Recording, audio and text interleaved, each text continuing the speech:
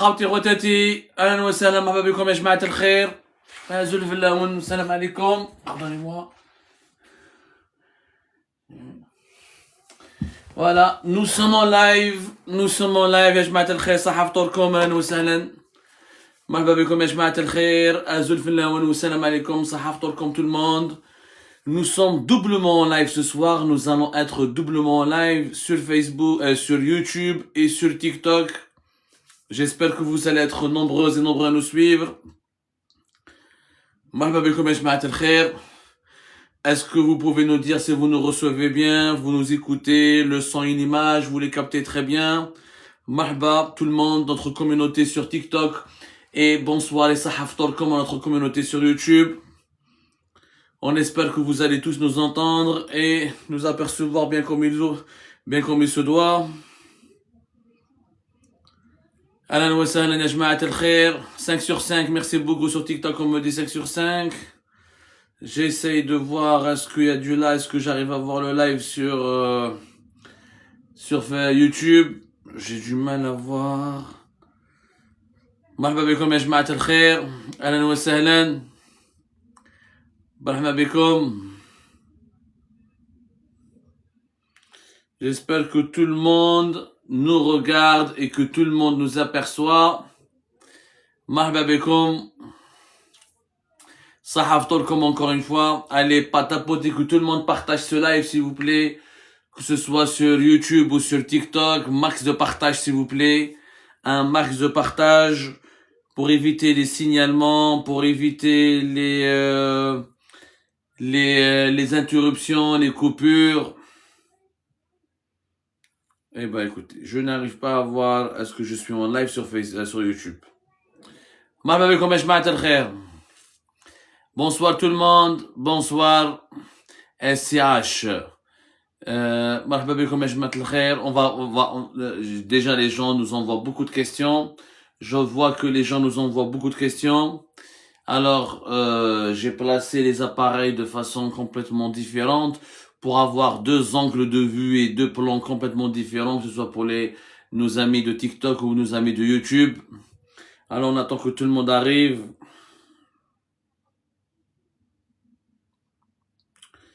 Marhaba bikoum ya jma'at al-khair, ahlan wa sahlan. Allez-y, est-ce que vous nous écoutez? Bon, j'arrive pas à voir où est-ce que je suis en direct. Non. Voilà. Les plus regardés. Bonsoir. Ahlan wa sahlan, max de partage s'il vous plaît. Un max de partage. Un max de partage s'il vous plaît encore une fois.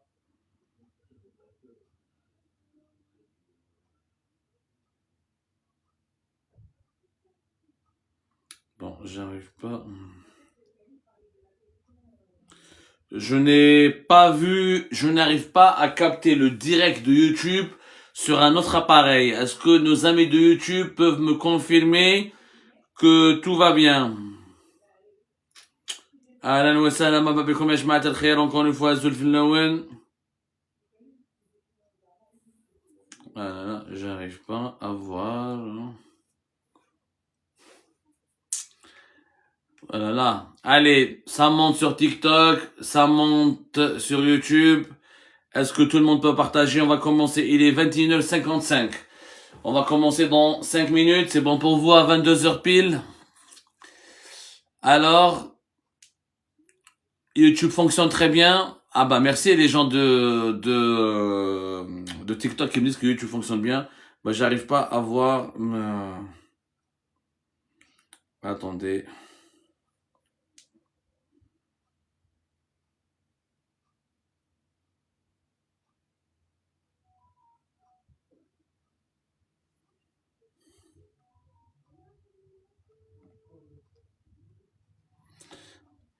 Alors, SCH, vous pensez quoi de la loi qui emprisonne les personnes qui font pas Ramadan? C'est une loi complètement... Ça n'a pas de sens. Ça n'a pas de sens, bien sûr. Comme ma réponse, moi je suis un démocrate, je suis un optimiste, je suis un progressiste, je suis un défenseur ardent des libertés publiques et individuelles. naturellement, je ne peux pas cautionner et je ne peux pas accepter qu'on puisse emprisonner des personnes qui ne font pas le ramadan. Mais je crois que ces dernières années en Algérie, on n'en parle pas beaucoup, puisqu'on emprisonne des personnes en Algérie pour des commentaires sur Facebook, pour des likes, pour des vidéos, pour des j'aime, des likes, voilà, pour des partages sur les réseaux sociaux. Donc les emprisonnements pour la non-observation du jeûne ou non-respect du jeûne du mois de Ramadan, ça c'est devenu, ce n'est plus une priorité aujourd'hui. Ça a été relégué au second plan, parce que malheureusement, il y a des cas beaucoup plus graves. Il y a des cas beaucoup plus graves d'atteinte à la liberté publique pour un maillot porté, voilà. Merci pour la précision donnée des commentateurs. Donc en Algérie, l'emprisonnement s'est banalisé totalement. On peut aller pour tout et n'importe quoi en prison.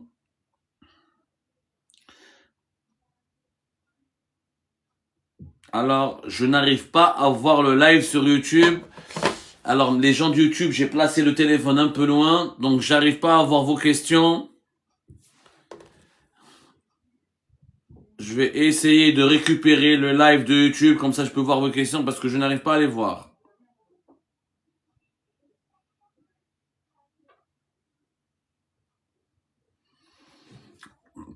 Il y a 22h pile, on va essayer de régler ce problème technique rapidement. Je comprends pas comment j'arrive pas à voir... où est-ce que...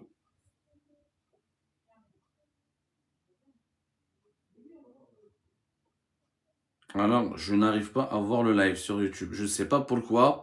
Est-ce qu'il est visible pour vous lorsque le match...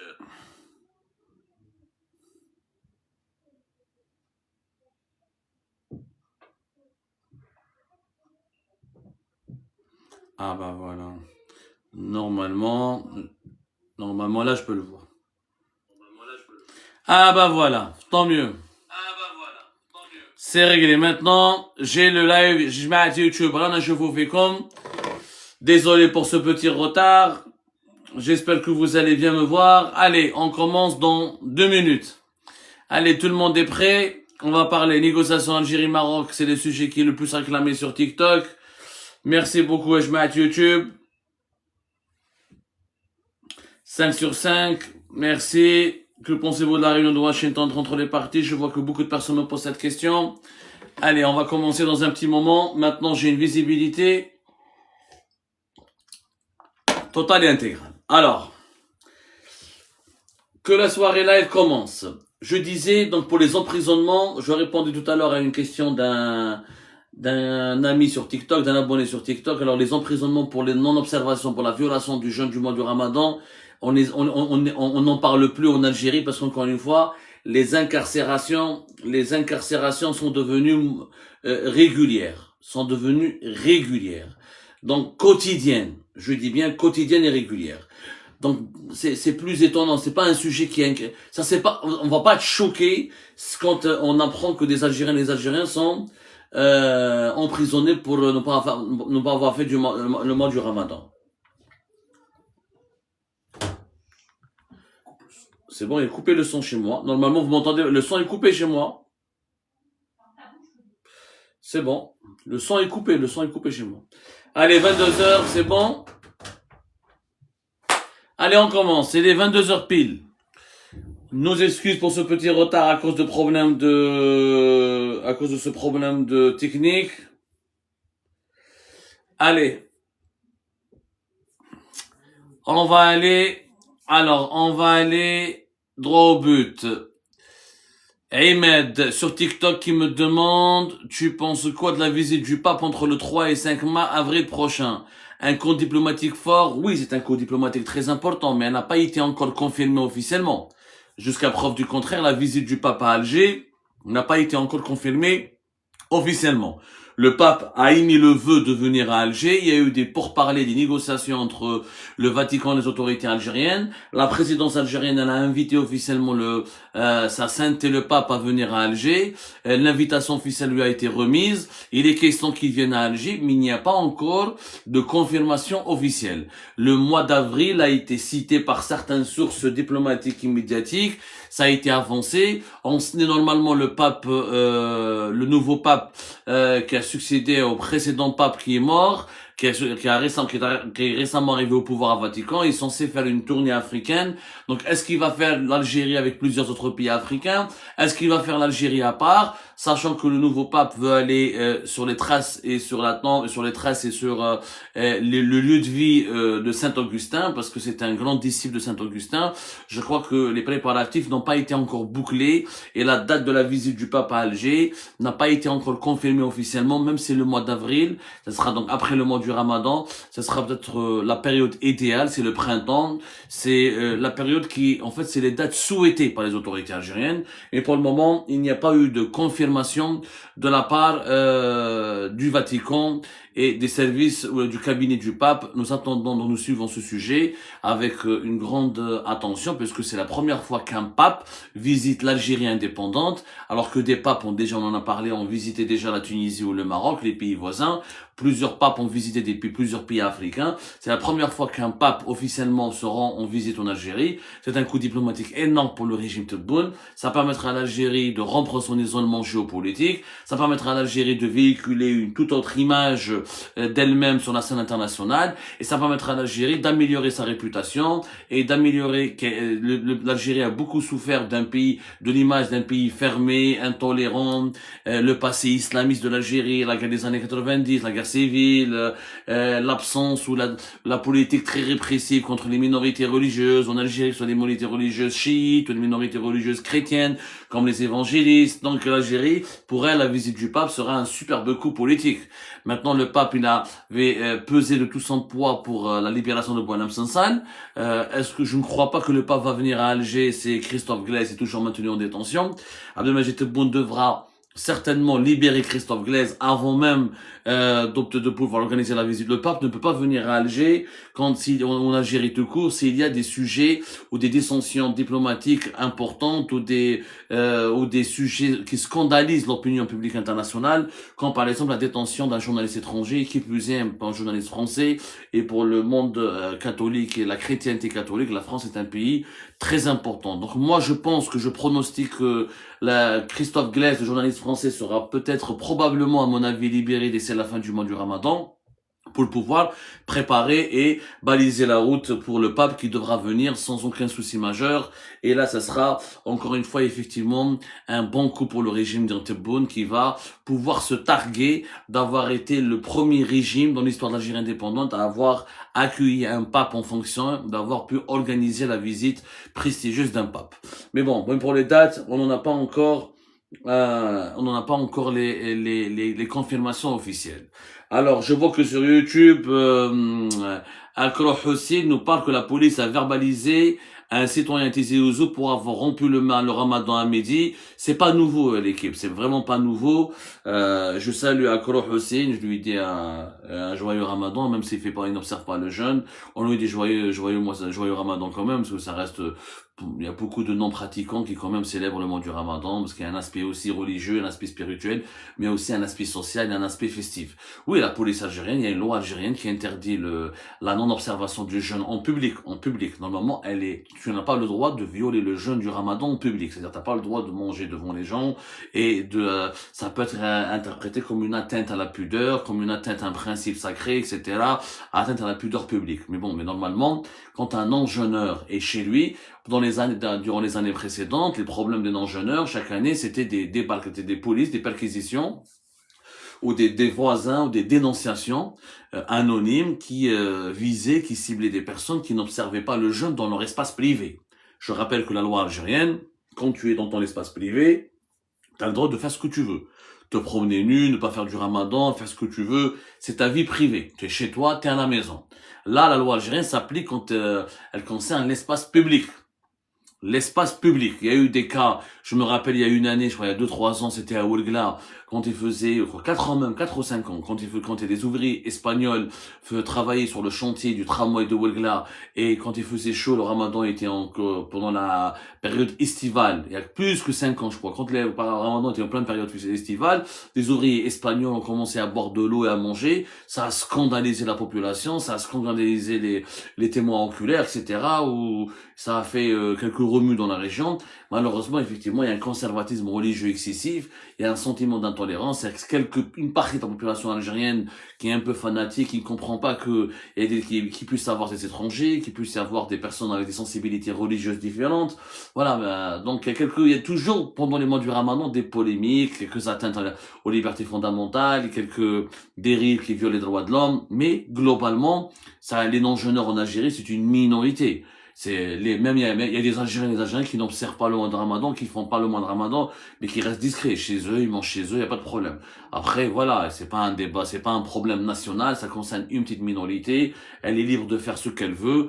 L'espace public, par contre, il est encadré par des lois. Est-ce que cette loi algérienne, elle est bien, elle est pas bien? Je pense que c'est pas la priorité actuelle, franchement. Nous avons d'autres priorités, nous avons d'autres libertés que nous devons défendre.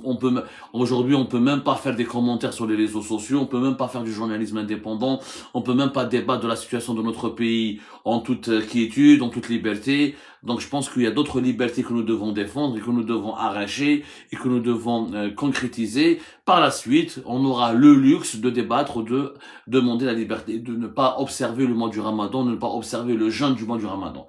Franchement, pour le moment, c'est un luxe dont on peut se passer. Voilà. J'espère que j'ai été clair là-dessus parce que cette question m'a été posée à 2 reprises. Bonsoir tout le monde. Je m'attends partage, max de partage sur TikTok, un max de partage sur aussi YouTube. Ça fait longtemps qu'on n'a pas fait de live sur YouTube. Notre communauté YouTube commençait à se sentir un peu, on va dire, opprimée, négligée. Voilà, allez, pas du tout, alors on néglige pas du tout les lives sur YouTube, c'est que nous privilégions à chaque fois des formats travaillés, élaborés, enregistrés, parce qu'il y a des documents que nous devons montrer, des chiffres que nous devons confirmer et vous montrer, vous exposer à des informations que nous devons aussi recouper. Allez, on passe aux questions-réponses. N'hésitez pas à nous poser des questions, s'il vous plaît, vous êtes les bienvenus.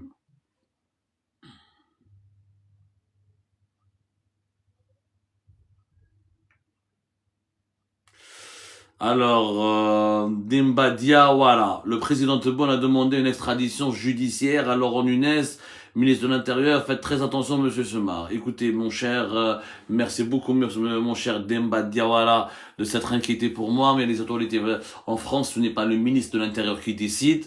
Laurent Nunez est ministre de l'Intérieur, il n'est pas ministre de la Justice. Et en France, l'appareil judiciaire, il est complètement indépendant de l'appareil exécutif.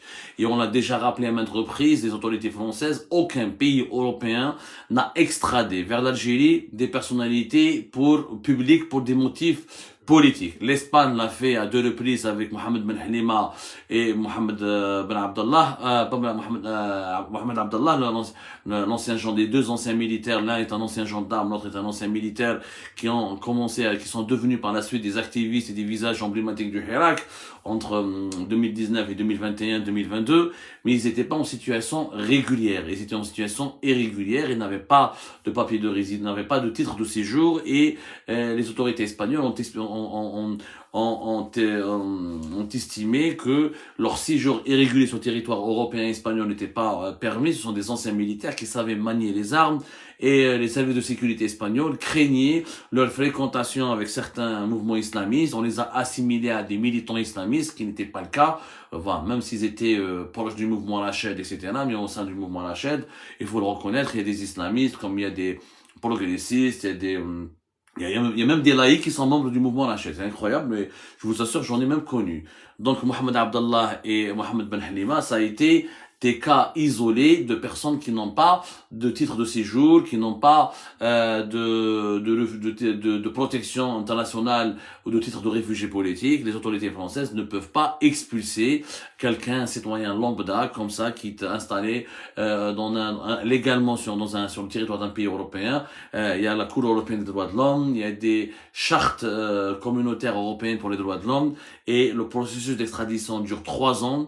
Et comme on l'a vu avec l'affaire Ahmed DZ, comme on l'a vu avec l'affaire Abdeslam Mouchouereb, comme on l'a vu avec l'affaire Axel Bilabas et Dumac, souvent, régulièrement, même la justice française et la justice européenne refusent d'extrader des personnalités publiques pour des motifs politiques, parce que on ne peut pas incarcérer ou juger un individu, quel que soit pour ses simples opinions. La justice s'occupe des crimes et des actes graves et non pas des opinions et des délits politiques. tout ce qui relève du délit d'opinion, ça ne mérite pas et ça ne justifie pas des lourdes condamnations à la prison ferme ou des procès inéquitables ou des mandats d'arrêt internationaux.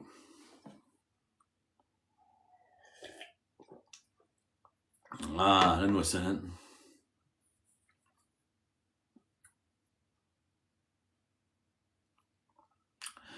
مرحبا بكم يا جماعة الخير.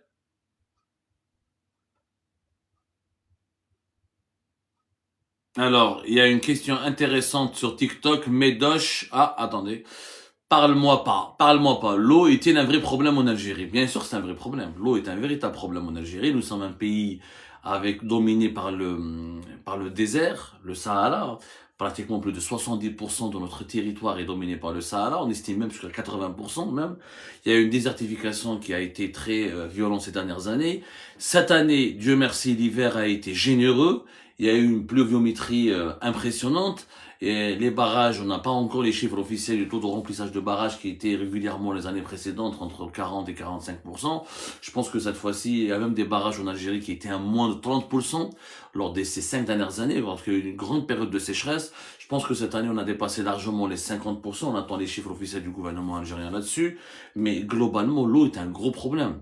Est un gros problème à cause du réchauffement climatique, à cause de la sécheresse, à cause aussi de la croissance démographique de la population algérienne. On fait pratiquement 1 million de bébés par an, à cause aussi de l'aménagement catastrophique du territoire algérien. C'est que nous sommes 90% des Algériens occupent une bande côtière qui va jusqu'au nord du pays, une bande côtière d'entre 200 km de largeur pratiquement.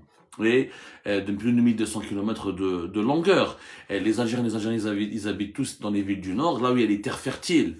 Il y a les terres fertiles, où les nappes phréatiques de ces régions du Nord ont été épuisées, ont été massivement exploitées, et l'eau s'est raréfiée. L'Algérie s'est lancée par la suite dans le dessalement de l'eau de mer. À l'époque de Bouteflika, c'était l'île de Bouteflika qui, avant de partir, l'a laissé 11 stations de dessalement d'eau de mer. Je rappelle qu'Abdelmajid Tebboune qui a relancé ce programme de dessalement d'eau de mer après les épisodes des manifestations et il y a eu quasiment des émeutes, même de colère en 2021, en 2022. Plusieurs quartiers ou agglomérations des grandes villes algériennes du Nord comme Oran et Alger, il y a eu des coupures d'eau de plusieurs semaines. On a vu récemment dans la ville de Chlef, il y a eu des coupures d'eau de plusieurs jours, voire plusieurs semaines. Il y avait même des scènes des vidéos virales qui ont circulé sur les réseaux sociaux, où les habitants de Chlef, quand l'eau a été revenue dans les robinets, les femmes ont commencé à lancer des yo-yo et à célébrer le retour de l'eau comme étant une victoire ou un retour de l'espoir et du bonheur. Donc c'est vous dire, il y a une grosse problématique de l'eau, vraiment une grosse problématique de l'eau. Le dessalement à lui seul ne suffit pas, parce qu'il est coûteux.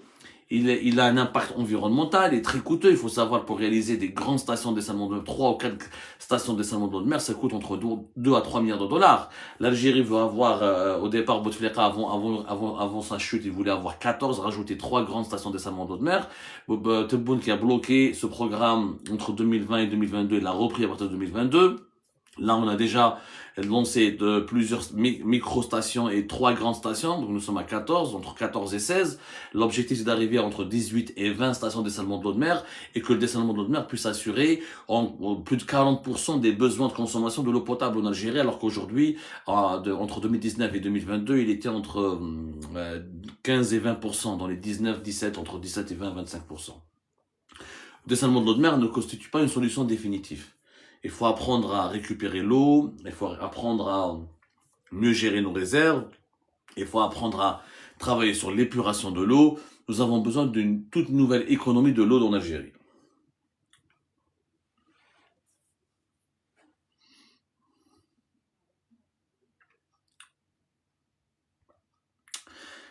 Les questions fusent de partout.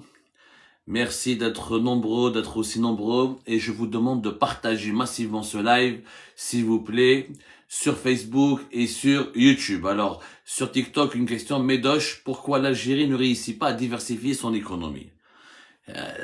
Medosh, rien que cette question mérite plusieurs émissions. L'Algérie n'arrive pas à diversifier son économie parce que d'abord, elle a pas d'économie réelle. Nous avons une économie de rente. Nous avons un système d'exploitation de nos richesses du sous-sol. On a du pétrole et du gaz que nous exportons en brut. On produit quelques dérivés du pétrole et du gaz, comme les carburants, comme le bitume, etc. Quelques produits, quelques dérivés, et quelques dérivés du gaz, comme le GNL. Mais voilà, on n'a pas à créer... qu'est-ce que c'est qu'une économie? Une économie, c'est deux dimensions, les services ou l'industrie. Dans les pays où il n'y a pas de richesse du sous-sol, ils ont une industrie ou des services. Vous avez des pays qui vivent du tourisme ou de l'exportation des services comme les services financiers, comme l'informatique, comme l'offshoring, comme les secteurs des banques, comme le secteur des paradis fiscaux, etc. Ça, c'est des pays qui ont une économie basée sur les services.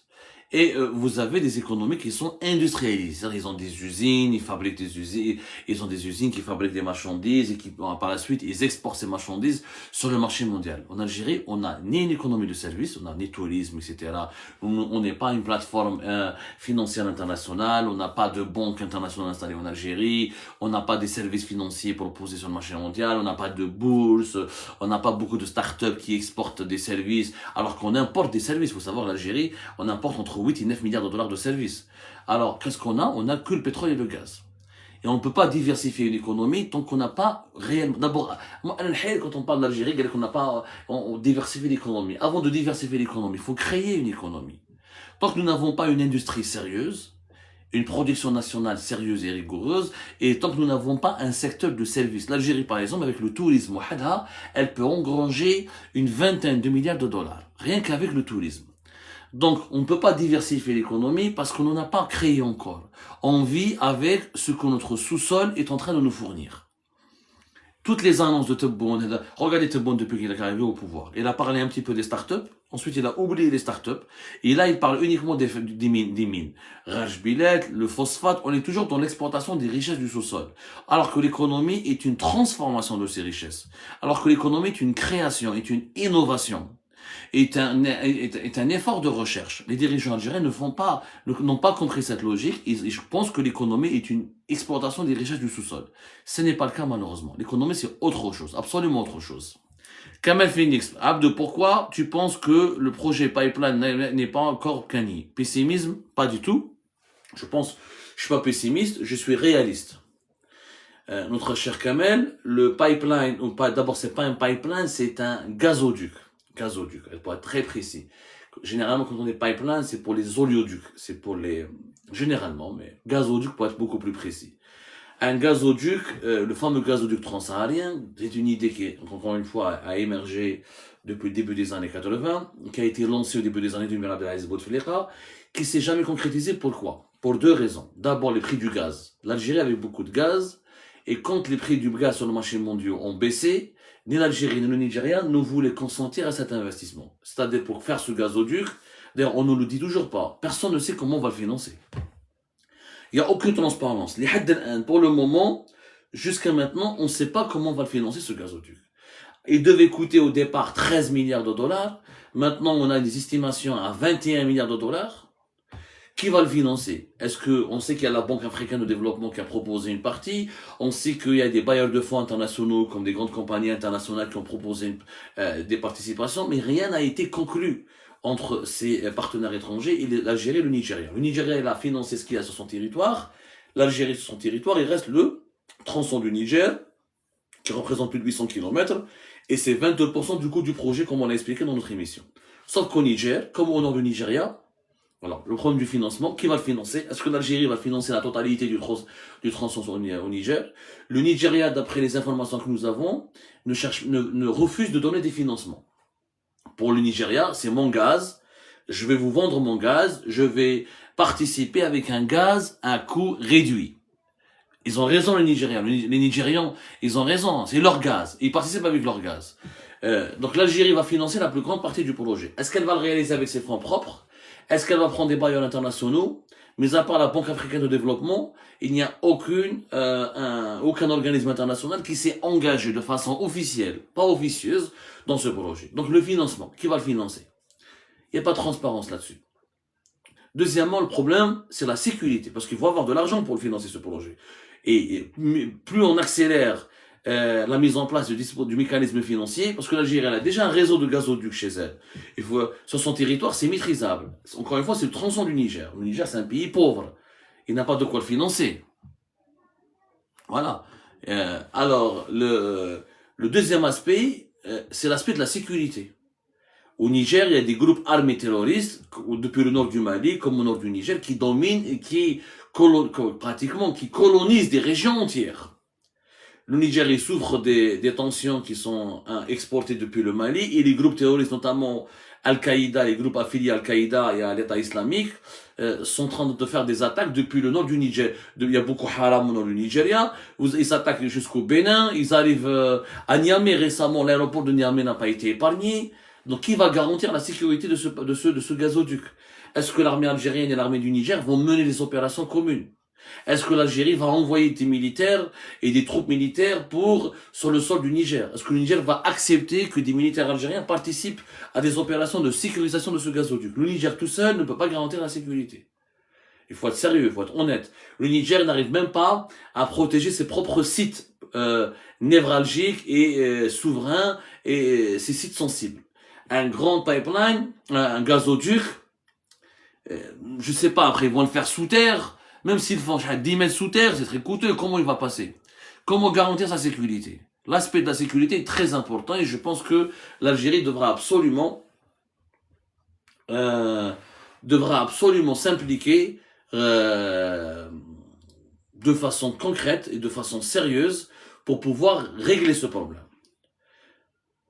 Et ça, c'est important. On peut pas le négliger. Donc, c'est pas du pessimisme, c'est du réalisme. Il s'agit de demander aux autorités algériennes, excusez-moi, Eshma,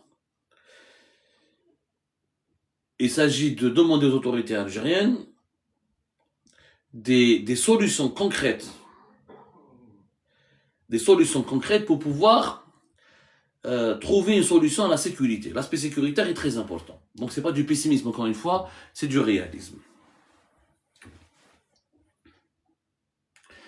Alors, Maroc-Canada, il me dit, quand tu abordes des sujets sur Raj Billet, pourquoi tu n'évoques pas l'accord du Maroc-Algérien de 1973 sur le partage de cette mine? Peut-être que tu ne maîtrises pas ce sujet.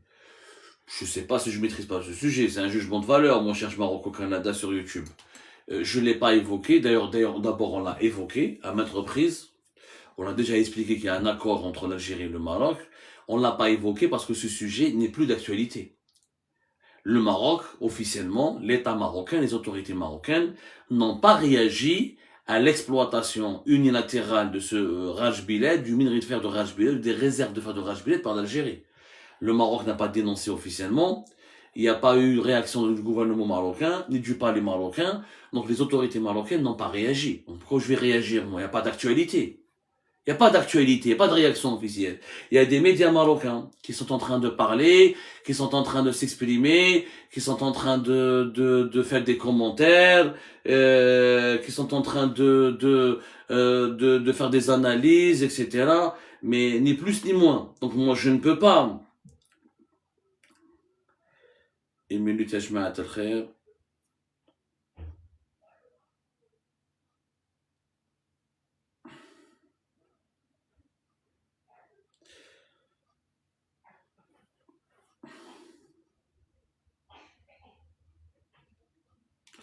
Je reçois des appels, donc j'essaie juste de répondre, à dire aux gens de ne pas appeler.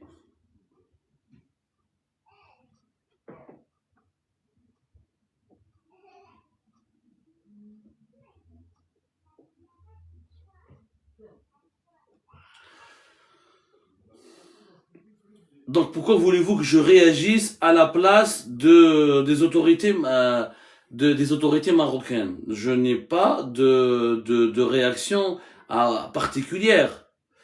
Je n'ai pas de réaction particulière à apporter. C'est pas d'actualité. Et puis les autorités algériennes estiment encore une fois que ce sujet il n'est plus d'actualité pour l'Algérie. Alors d'après les autorités algériennes, il y a une temporalité qui a été respectée, que là, ça fait plus de 50 ans que cet accord a été signé. C'est bon. Ce n'est plus d'actualité. L'accord ne serait plus valable. Est-ce qu'il serait vraiment pas valable? Est-ce que les autorités algériennes ont ne pas raison d'utiliser cet argument? Ça, je ne sais pas. On va demander à des juristes. On va essayer de plancher sur la question. Mais encore une fois, je ne l'ai pas parlé de cet accord parce que il ne fait pas l'objet d'une actualité. le Maroc n'a pas envoyé une mise en demeure, ou n'a pas réagi, n'a pas dénoncé ouvertement, ou n'a pas menacé de saisir la Cour internationale de justice, ou n'a même pas commenté officiellement,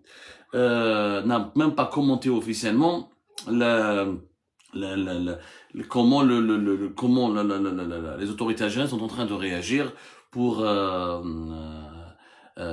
mettre en place le méga projet de Raj Billet.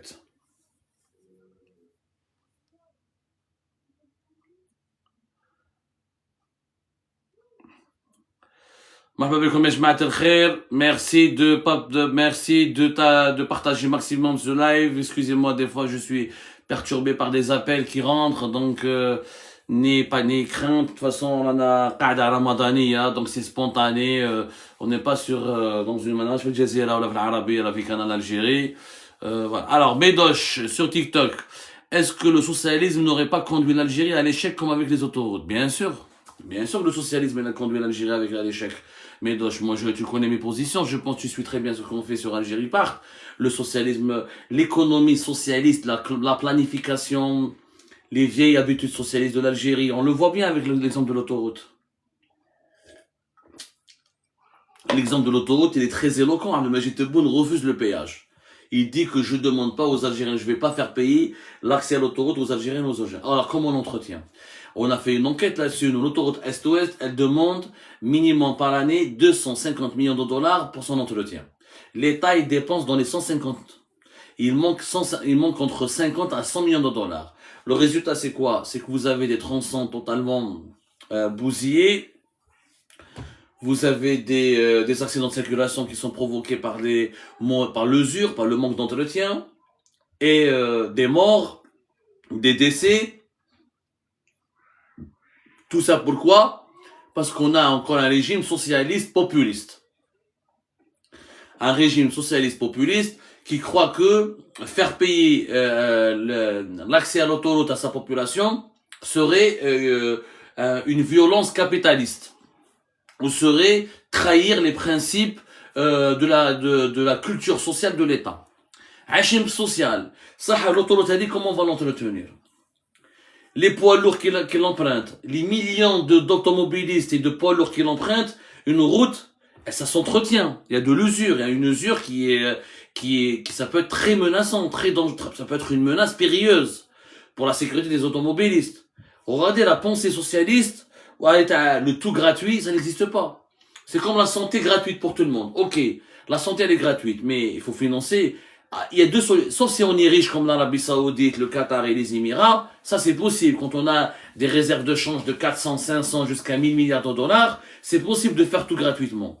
Mais dans un pays où les réserves de change sont inférieures à 30 milliards de dollars, où une population de presque 50 millions d'habitants, avec des problèmes économiques importants, avec un déficit budgétaire immense, avec des recettes fiscales en baisse, avec des recettes en devises provenant des exportations en baisse, ça tient pas debout.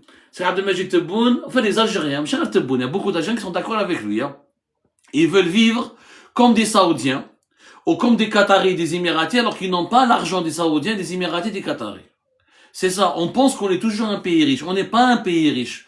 On est un pays qui était riche et qui a quelques richesses dans son sous-sol, mais ces richesses ne suffisent pas pour pouvoir entretenir ou maintenir un certain rythme de vie. La gestion du dinar est-elle la plus grande danger pour l'avenir de l'Algérie? Sur TikTok, oui, je suis tout à fait d'accord. La gestion du dinar, pour moi, elle est très inquiétante. Elle est vraiment très inquiétante, la gestion du dinar. Pour moi, ce que veut faire Tebboune d'ailleurs, il a dit, il veut augmenter, renforcer la valeur du dinar par rapport au dollar pour arriver à un objectif du PIB de 400 milliards de dollars, l'équivalent de 400 milliards de dollars à la fin de l'année 2027. Le dinar ne vaut rien. D'abord, il vaut rien, pourquoi? Parce que c'est pas une monnaie convertible. Une monnaie qui n'est pas convertible, c'est déjà problématique. Une monnaie qui n'est pas proposée à la vente sur les marchés mondiaux. Qui détermine sa valeur? C'est pas l'offre et la demande, c'est pas les investisseurs, c'est pas les consommateurs. C'est la Banque centrale algérienne. Deuxième problème, quel est le mécanisme qui détermine la valeur du dinar en Algérie? C'est la Banque centrale et le gouvernement algérien selon des critères bureaucratiques, technocratiques, pas économiques. Ou le prix du baril du pétrole, ou le niveau de déficit budgétaire de l'État, ou le niveau et le montant et la valeur des exportations du pays. Or, la valeur de la monnaie, qui la détermine? La croissance économique du pays, la demande, la confiance que lui accordent les investisseurs et ses consommateurs, et sa convertibilité sur le marché mondial. Combien elle est vendue, combien elle est achetée sur le marché mondial. Donc le dinar Tebboune, vous allez voir que d'ici 2027, il va réévaluer la valeur du dinar. Sauf que quand tu mets ta monnaie très forte, tu vas toucher à tes exportations. Ça veut dire que quand on va exporter, on va perdre un avantage concurrentiel par rapport à des pays qui sont nos concurrents. De un. De deux, quand ta monnaie elle est forte en théorie, et que dans la pratique, il y a un deuxième taux de change qui est le taux de change parallèle, non officiel, et ben, quand tu entretiens une hausse artificielle de la valeur de ta monnaie sur le marché réel, ça fait peur aux citoyennes et aux citoyens, et la demande sur les devises va augmenter, et le taux de change, la différence entre le taux de change officiel et le taux de change parallèle sera de plus en plus immense. Elle sera de plus en plus immense, elle va se creuser.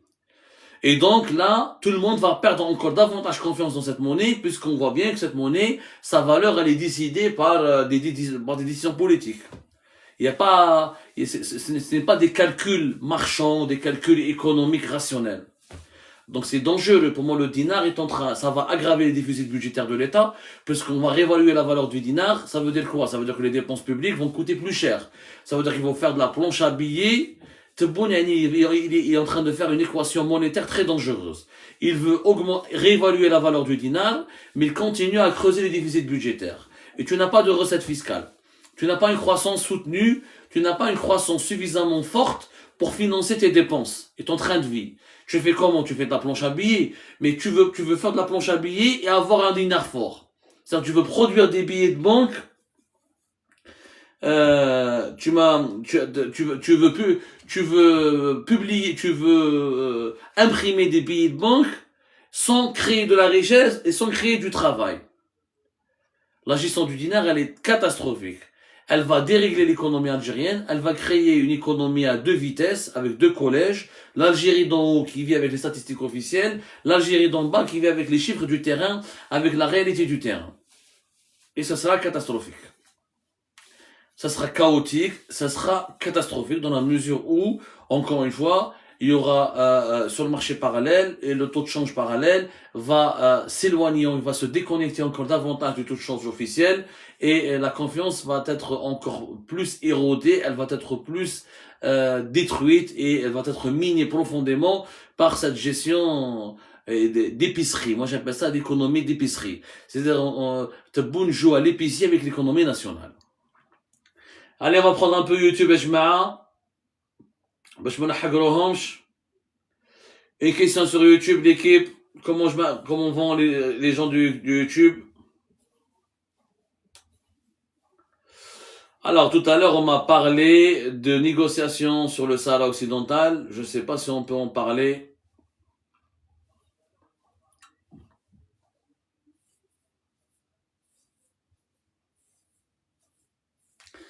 Alors, Abdelhakim Sba, sur YouTube, il nous dit, il va où l'argent du pétrole et du gaz? Non, après, il faut pas déconner, hein.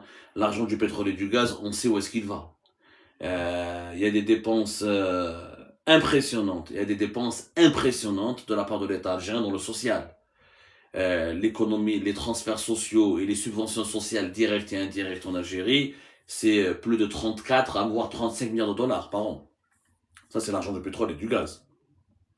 Il faut savoir que rien que les subventions sociales directes, c'est dans les 5 milliards de dollars. L'eau, l'électricité sont subventionnés en Algérie. Les carburants sont subventionnés en Algérie. Le gaz est subventionné en Algérie. L'huile et le sucre sont subventionnés en Algérie. Depuis l'arrivée de Tebboune, on a rajouté le café. Le café est subventionné en Algérie. Les légumes secs, en réalité, sont subventionnés indirectement. C'est l'État algérien ne veut pas parce qu'il a le monopole de l'État et c'est l'État qui détermine les prix. Il rajoute de sa poche quand il voit que sur les marchés mondiaux, ça a augmenté. Donc il vend à un certain prix pour que ce soit accessible à la population.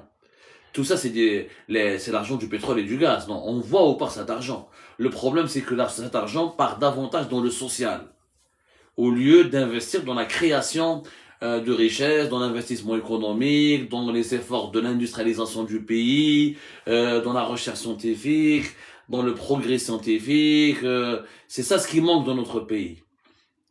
C'est qu'on fait du social, on fait trop de social, des logements sociaux, des subventions sociales, Et puis les dépenses de l'État, les budgets de l'armée, les budgets des ministères, la création de nouvelles wilayas. Nous avons plutôt 3,5 millions de fonctionnaires. Nous avons l'allocation chômage. Nous avons des dispositifs qui n'ont aucun sens. C'est que du social. En Algérie, c'est un social. On pense que en Algérie, en fait, au lieu de créer de la richesse, on crée de la pauvreté limitée. C'est-à-dire qu'au lieu de permettre aux Algériens et aux Algériens de devenir des riches, on essaie de les maintenir dans une pauvreté acceptable. En Algérie, on est pauvre, mais c'est une pauvreté acceptable. Un des produits de première nécessité, j'ai accès à des services sociaux, donc je suis pas aussi pauvre que le Marocain ou le Tunisien ou le Camerounais ou l'Ivoirien ou l'Égyptien, mais je reste pauvre parce que le problème de l'Algérie, il faut pas se comparer avec les autres pays qui n'ont pas les mêmes atouts que nous. Là, nous avons du pétrole et du gaz, du fer, nous avons des sous-sols, un sous-sol extrêmement riche. Donc en Algérie, on s'en sort comment? On gère comment le pays? On gère le pays avec une pauvreté acceptable. On doit être pauvre, on ne doit pas être aussi pauvre que les autres. On n'est pas misérable, mais on est pauvre. C'est pas normal. Si on avait investi cet argent dans la création des emplois, dans la recherche scientifique, dans le progrès scientifique, ou dans la création des ou dans la création des zones industrielles, dans une production nationale, on aurait pu permettre à la population algérienne d'avoir une véritable productivité, donc des véritables salaires, un niveau de vie élevé, une sorte de prospérité, une sorte d'épanouissement. C'est ça la richesse. C'est quand il y a une classe moyenne, quand il y a une classe bourgeoise, quand vous avez des capitaines d'industrie, quand vous avez des champions économiques nationaux, quand vous avez des milliardaires locaux en Algérie qui ensuite vont s'exporter à l'étranger, ils vont conquérir des marchés internationaux. C'est ça la véritable richesse. Voilà, ça l'Algérie ne l'a pas. L'Algérie d'aujourd'hui, surtout l'Algérie de Tebboune, à l'époque de Bouteflika, il y avait les Rabra, il y avait les Haddad, il y avait les Koninef, il y avait des groupes privés importants, il y avait les Condor, il y avait etc. À l'époque de Tebboune, il y a quoi? Il y a que l'État. L'État qui fait tout. Quoi? Il y a que l'État. L'État qui fait tout. Allez, je mets une autre question sur YouTube avant d'aller sur TikTok.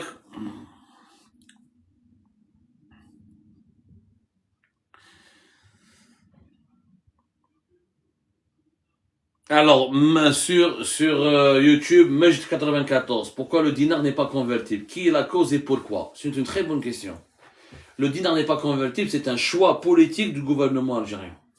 L'État algérien a fait le choix d'avoir une monnaie non convertible. Il y a beaucoup le dinar, le dirham ne sont pas vraiment convertibles aussi. Pour ne pas dire, ils sont pas convertibles du tout. Il n'y a pas que l'Algérie. Les pays qui ont choisi des monnaies non convertibles, ce sont des pays qui ont voulu protéger leur souveraineté nationale économique contre la dépendance vis-à-vis des monnaies étrangères, vis-à-vis des devises étrangères, contre la dérégulation des monnaies étrangères. Il y a beaucoup de pays qui ont des monnaies convertibles et comme ces monnaies convertibles dépendent de leur rapport ou de leur conversion au dollar et à l'euro, quand le dollar par exemple il chute, ces monnaies-là sont déréglées, sont déstabilisées, ça peut créer des crises économiques importantes, voire même des crises financières importantes. On l'a vu en Argentine par exemple, on l'a vu en Turquie à la fin des années 90, on l'a vu dans pas mal de pays, quoi, d'Amérique latine notamment, d'Asie du Sud-Est, en Thaïlande, en Côte d'Ivoire. Les monnaies non convertibles donnent l'impression aux États qui les choisissent de garantir une certaine souveraineté et un certain contrôle sur leur économie. Ce qui est complètement faux, encore une fois. Avec une monnaie non convertible, c'est vrai que tu as la souveraineté. Tu ne dépends pas des marchés internationaux. Mais en réalité, ton économie, elle reste sous-développée, puisque tu dépends de tes exportations en devises, en euros et en dollars, pour pouvoir acheter ce que tu ne produis pas en euros et en dollars.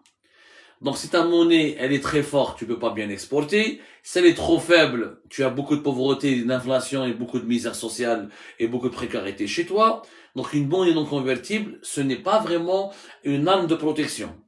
Ce n'est pas vraiment une garantie de souveraineté nationale. Il y a des pays, comme Cuba, dans certains pays, ils ont créé deux systèmes de monnaie. Deux systèmes de monnaie. Une monnaie convertible pour les touristes étrangers, une monnaie non convertible pour la population. Moi, personnellement, je suis pour la convertibilité de la monnaie algérienne. Moi, je pense qu'on ne doit pas mélanger la souveraineté économique avec la souveraineté politique. Une monnaie convertible, elle est importante pour moi. Pourquoi? Parce qu'on est connecté au marché international. parce que tu peux ramener et attirer des investisseurs étrangers. La diaspora algérienne à l'étranger, elle peut l'acheter et la vendre plus facilement, la monnaie nationale. Une monnaie convertible, elle va tuer le marché informel, le marché parallèle des devises. Peut-être elle va pas le tuer définitivement, mais elle va le réduire significativement. Ce n'est pas la peine et ce n'est pas intéressant d'aller acheter des devises dans le marché parallèle. C'est ta monnaie, elle est, comment dirais-je, convertible. Tu peux directement l'acheter aux banques, au niveau des banques.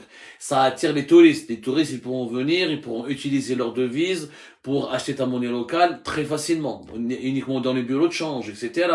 Ils peuvent garder ta monnaie, l'emmener avec eux, etc. et l'échanger à un moment ultérieur. Pour moi, une monnaie convertible, ça a beaucoup plus d'avantages.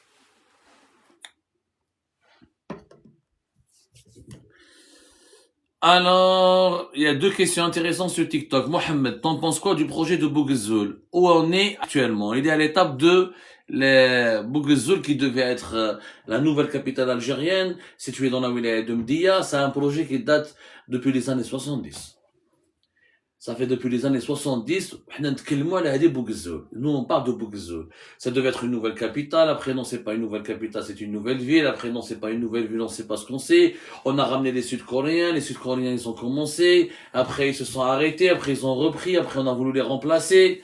C'est tout simplement à l'étape de maquette. Il y a eu des avancées, il y a une infrastructure de base qui a été construite, mais le projet a été vidé de son sens. En réalité, le problème que nous avons chez nous, Mohamed, en Algérie, c'est qu'on veut construire des nouvelles villes juste sur la base d'un slogan. Il faut pas faire une nouvelle ville pour faire une nouvelle ville. Qu'est-ce qu'on veut faire dans cette nouvelle ville? Regardez la nouvelle ville de Sidi Abdallah. Est-ce que c'est une nouvelle ville? C'est une agglomération, c'est pas une ville. Elle n'a pas d'âme. Il y a le technopole Hadek, il y a des espaces verts, il y a des logements ADL, il y a des logements sociaux, il y a quelques infrastructures publiques, mais ça c'est une agglomération, c'est pas une ville. Une ville, c'est pas un assemblage d'équipements publics ou d'infrastructures. Une ville, c'est une identité. C'est un projet. C'est une activité, un projet qui tourne autour d'une activité économique. C'est une population bien précise. Une ville, elle a un objectif. Quand je fais une nouvelle ville, j'ai un objectif. Qu'est-ce que je vais faire dans cette nouvelle ville? De l'industrie, du tourisme, du commerce, du loisir. On a voulu faire à Sidi Abdallah une ville autour des nouvelles technologies. Qu'est-ce qu'il y a de nouvelles technologies? Qu'il y a un technopole ou quelques startups ou en quoi c'est une ville moderne, Sidi Abdallah? Je crois qu'ils ont fait quelques infrastructures de loisirs, un espace, un aquapark. Ça n'a pas de sens. La nouvelle ville de Santena, elle est gelée. Une catastrophe sur le plan urbanistique. C'est une catastrophe sur le plan urbanistique. En Algérie, des nouvelles villes, c'est des tours et des tours de logements sociaux, là, d'ADL. Avec un commissariat, avec des écoles. Ça, c'est pas des villes, ça, c'est des agglomérations. Il y a une différence entre la ville et l'agglomération. La ville, c'est un espace de vie. L'agglomération, c'est pas des espaces de vie, c'est des espaces de repos. C'est des espaces de sommeil, pour dormir, c'est des dortoirs. La ville, elle doit tourner autour de certaines institutions économiques, des zones industrielles, des zones économiques, des nouvelles infrastructures, des nouveaux aéroports, des nouveaux parcs commerciaux, des nouveaux parcs culturels. Donc, malheureusement, c'est un projet qui m'a la nouvelle ville de Bouinen. L'Algérie, elle a dépensé des milliards et des milliards. On a estimé que 5 milliards de dollars ont été déjà dépensés ces dernières années autour de ces nouvelles villes qui n'ont pas émergé, qui n'ont pas encore vu le jour, qui sont restées à l'étape de maquette. Et quand on voit comment la maquette a été dessinée et ce qui est réalisé sur le terrain, la différence, elle est énorme.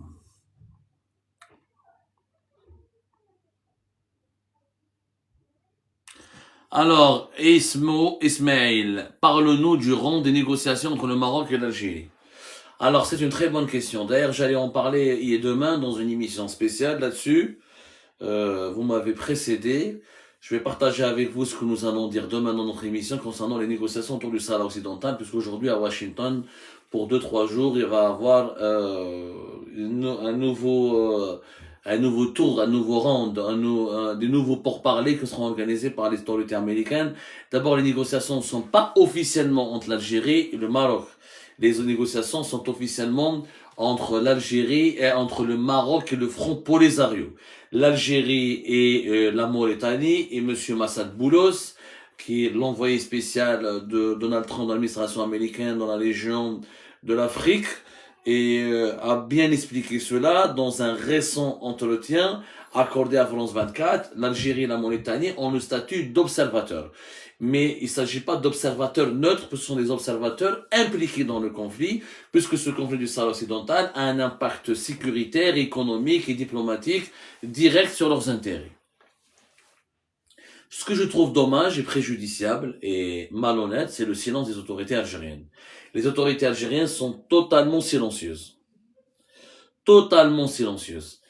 Elles ne parlent pas de ce sujet, de ces négociations. Elles observent un mutisme comme si les autorités ne participaient même pas. On sent une forme de gêne et de malaise. D'un côté, les autorités algériennes défendent bec et ongle l'indépendance du Sahara occidental. On a même abrité la création, on a même organisé la création de la Fédération sahraoui de football. L'Algérie s'accroche bec et ongle à la cause du Sahara occidental. Et d'un autre côté, elle va négocier dans un format qui privilégie, parce que les négociations américaines, la médiation américaine, elle a été claire et nette et précise dès le départ.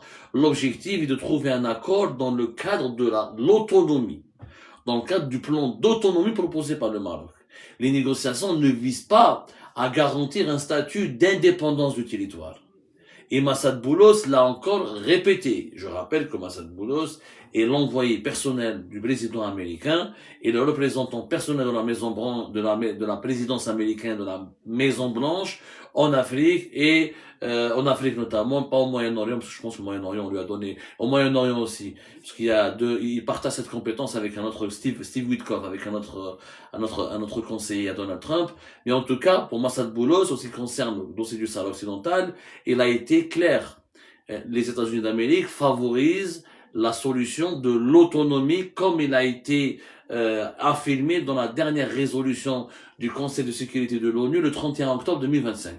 Donc l'Algérie, les autorités algériennes, elles ont honte, les dirigeants algériens de Majid Tebboune, ont honte de dire « j'ai accepté de participer à ces pourparlers pour faire plaisir aux Américains parce que les Américains me l'ont demandé, parce que les autorités américaines ont exigé cela à l'Algérie, comme ils l'ont exigé à la Mauritanie, mais le fait de participer à des négociations où l'option de l'indépendance a été écartée de facto, parce que les Américains, ils ont fait quoi?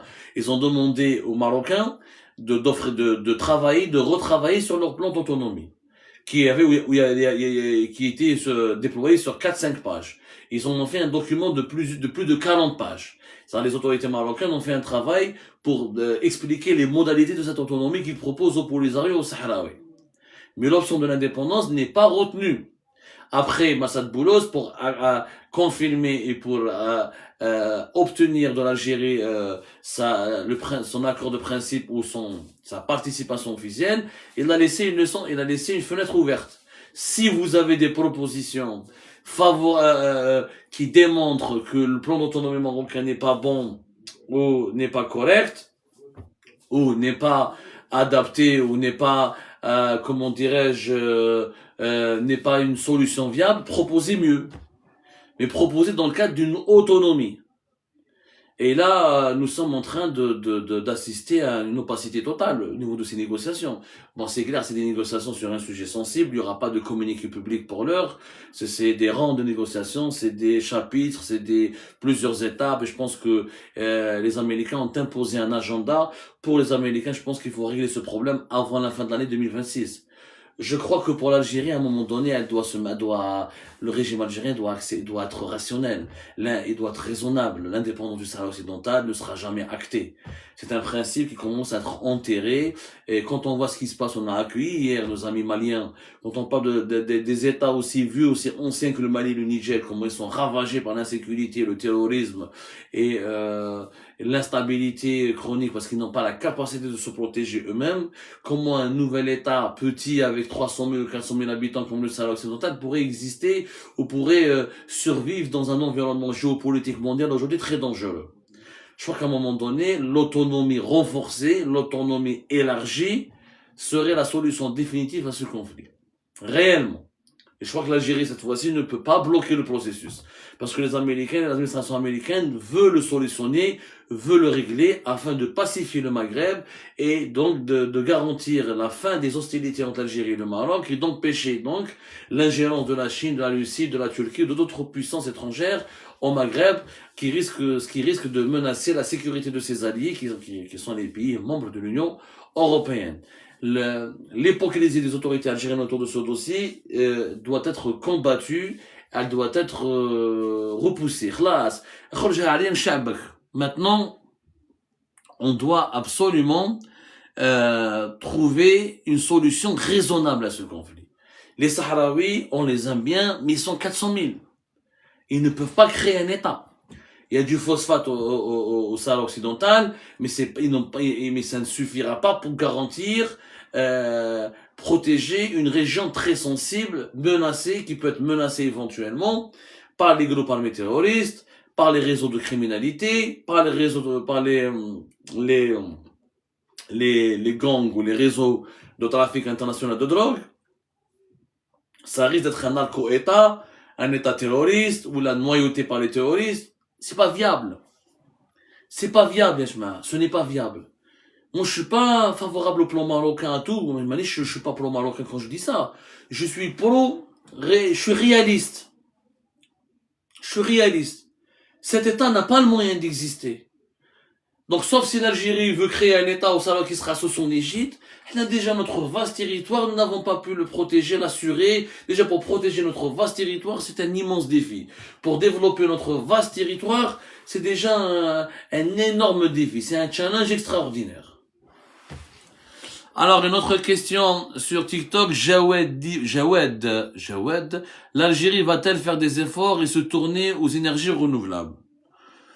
Oui, elle n'a pas le choix. Après, avec les énergies renouvelables, c'était une utopie en Algérie. On en parle depuis 2011. On avait fait un très beau plan depuis 2011. Et on en avait fait une émission, nous, sur Algérie Part. On avait expliqué comment l'Algérie, si elle avait appliqué un plan qui a été lancé, qui a été élaboré en 2011, on aurait pu maintenant produire la quasi-totalité de nos besoins en électricité depuis l'énergie solaire et les énergies renouvelables. Ce plan n'a jamais été appliqué correctement.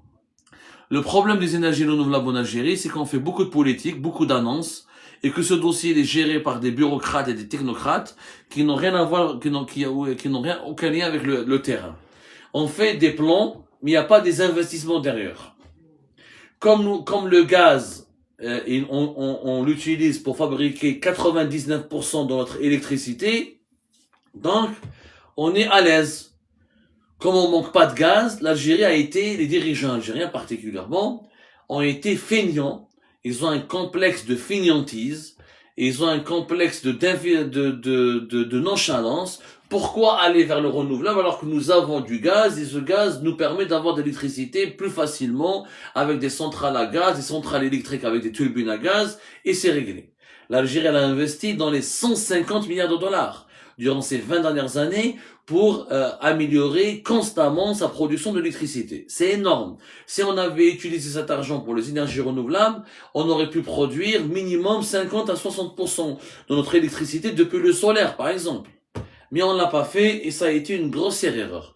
Pourquoi c'est une grossière erreur? Parce que d'abord, nous avons fait une connerie, c'est que nous avons pensé que le gaz était éternel. Le gaz n'est pas éternel. De deux, on a oublié que nous avons une croissance démographique importante. C'est qu'on va dépasser bientôt la barre des 50 millions d'habitants. Et d'ici 2030, 80 milliards de mètres cubes de gaz seront, on est signalé à Jma'a sur TikTok, prière de partager ce live. Voilà. Nous sommes très signalés sur TikTok, s'il vous plaît, partagez ce live sur TikTok et sur YouTube. C'est très important, signalez, partagez s'il vous plaît pour éviter les signalements. Donc le solaire ou les énergies renouvelables en Algérie, ils ne se sont pas développés parce que les dirigeants algériens ont choisi le choix de la facilité. Ils ont oublié ils ont sous-estimé l'importance de la croissance démographique et ils ont sous-estimé le déclin de nos réserves de gaz. Maintenant, quand ils ont échoué, quand ils ont compris qu'on est dos au mur, que 2030 c'est dans 4-5 ans, et qu'à partir de 2030 on n'aura même pas assez de gaz pour exporter à l'étranger, et qu'on aura besoin, qu'on va manquer cruellement de nos recettes au niveau d'argent, et qu'on va manquer cruellement de devises, alors on se tourne en urgence vers les énergies renouvelables. Mais ce qu'on n'a pas pu développer en 10-15 ans, voire en 10-15 ans, on ne pourra pas le développer en 4-5 ans. Il faut une véritable volonté politique, il faut une nouvelle organisation. Il faut accepter réellement de ne plus dépendre du gaz. Il faut comprendre que le gaz, notre gaz n'est pas éternel et qui est en train de s'épuiser. Allez, on va choisir des questions sur YouTube.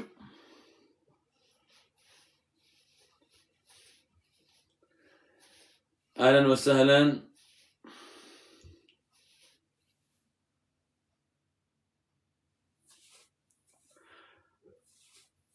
Allez, on va choisir une question sur YouTube.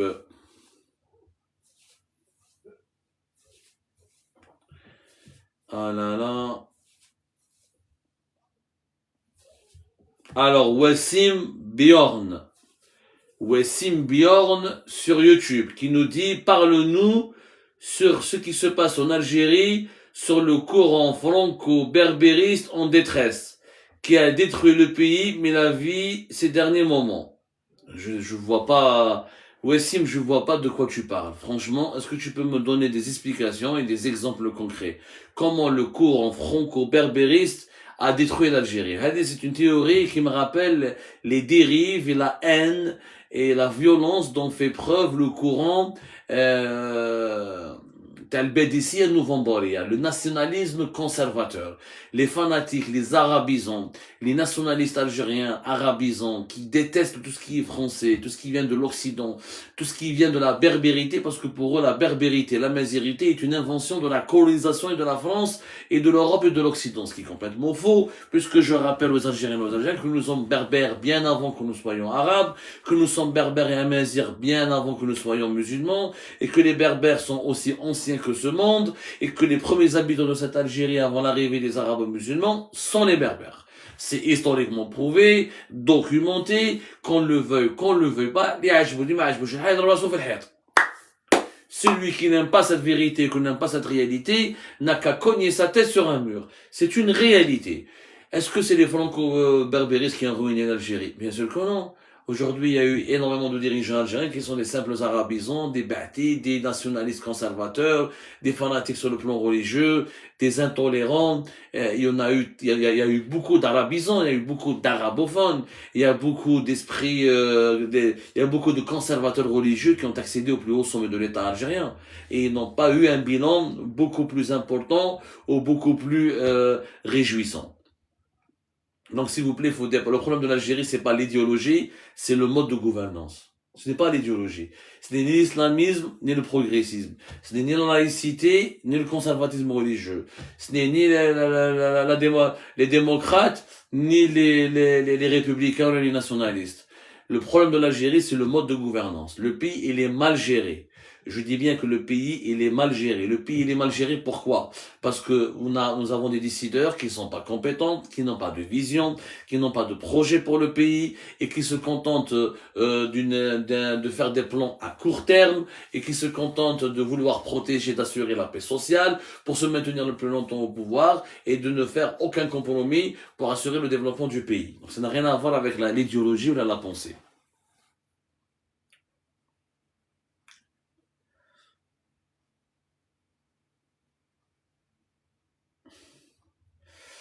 Ah, il y a une autre question sur YouTube.